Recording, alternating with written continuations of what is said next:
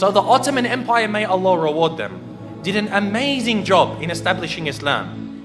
However, it wasn't just this. Many of us already know about this. We know that they conquered Constantinople. But as I said, there's much that we don't know. For example, many of us aren't aware of the time that Muhammad al-Fatih, rahimahullah, fought against Dracula. You've heard of Dracula before? When I say Dracula, you're probably thinking of a vampire. And you're saying, yeah, Musa. You're telling me that Muhammad al-Fatih fought a vampire? What's next? He fought Superman? No.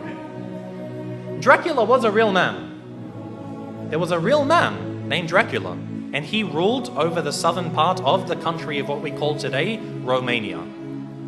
Now, Muhammad al-Fatih, rahimahullah, as he began to advance into Eastern Europe, for example, Bosnia, Serbia, Hungary, all of these lands, the people of Wallachia, of southern Romania, they wanted to fight against the Ottomans. However, they were very weak, and so they had to make a peace deal with him. So as part of this peace deal, Muhammad al-Fatih, rahimahullah, he said to the ruler, he said, you have to send me 2 of your sons, and we will send them to Istanbul to be educated. So he sent his 2 sons. One was named Vlad, and one was named Radu. Now Vlad is the one who we know as Dracula, because the word Dracula, it means son of Dracul, which was the name of his father. Dracul, it means shaitan, it means a devil. So he's the son of Shaitan, and this is actually quite relevant. It's rather fitting when you hear about this man. What happened was, they went to Constantinople, they studied about Islam, and his brother actually became Muslim. So the brother of Dracula, Radu, became a Muslim. He memorized the Quran, he studied so much, and even Dracula studied the Quran even though he wasn't a Muslim. He spoke Arabic, he spoke Persian, he spoke Turkish, and of course Romanian and other languages. And later on, he was sent back to his country, Radu remained, and he became the ruler of his country. Because the Ottomans realized they can't send a Muslim to rule over the country because they're Christians. They wanted to send Vlad, Dracula, so that they could get him there and then defeat him in a war, and they would rule the country. However, Dracula, he decided that he wasn't going to do what the Sultan wanted. The Sultan sent him 2 emissaries, 2 people to come speak with him. And they said to him, you must pay us the jizya. Now that you're the ruler of the country, you have to pay us jizya.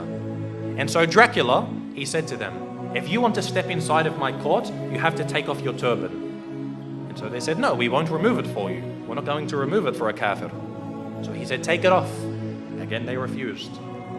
So he told someone to come with some very big nails and hammers. And he said, if they refuse to remove it for me, then they will never remove it again.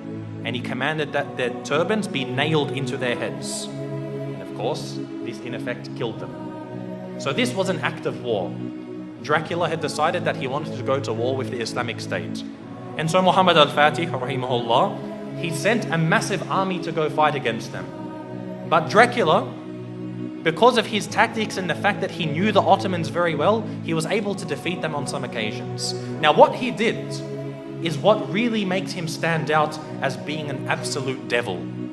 Dracula, what he did is when they would kill a person, or sometimes they wouldn't even kill him, they would capture them, he did something which is called impaling. Now, if you haven't heard of impaling, it's a pretty gruesome thing to start to describe. What they would do is they would get a very, very big stick. They'd make it sharp at one end, they would insert it through your backsides, pass it through your body until it comes out of your mouth. They would impale them, they would pass this through their body. A lot of the time they would be alive as well. And this is how they would kill them.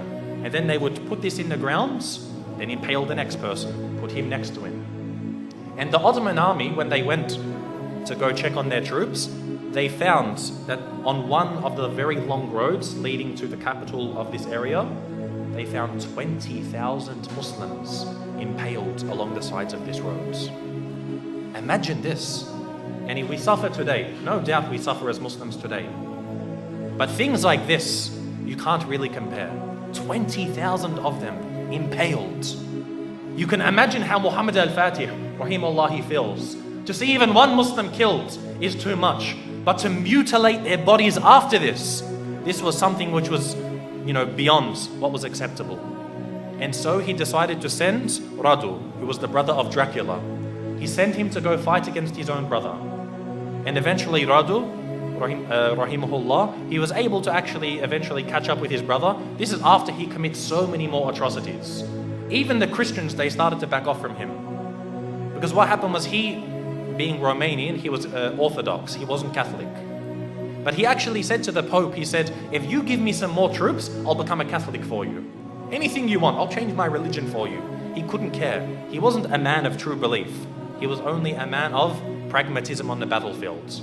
And so even the Christians started to distance themselves from him. However, the Muslims, they caught up with him and they faced him in battle.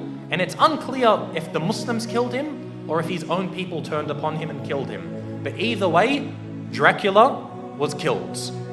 And the Ottomans, the Muslim army, defeated Dracula.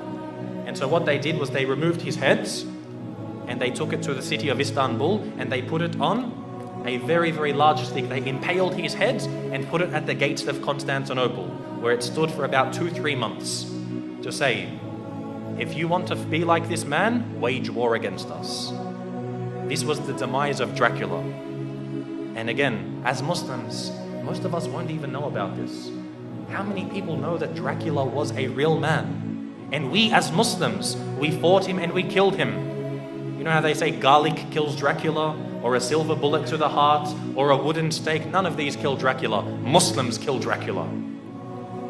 So anyone who wants to follow the way of Dracula, they will face the same wrath from the Muslim Ummah.